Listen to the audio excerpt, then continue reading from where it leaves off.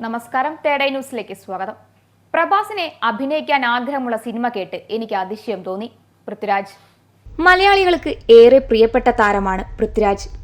താരം അഭിനയത്തിൽ മാത്രമല്ല സംവിധാനത്തിലും തന്റെ കഴിവ് തെളിയിച്ചിട്ടുണ്ട്. ഇപ്പോൾ താരത്തിൻ്റെതായ ഏറ്റവും പുതിയതായി ഇറങ്ങുന്ന സിനിമയാണ് സലാർ. പ്രശാന്ത് നീൽ സംവിധാനം ചെയ്യുന്ന ചിത്രത്തിൽ പ്രഭാസാണ് നായകൻ.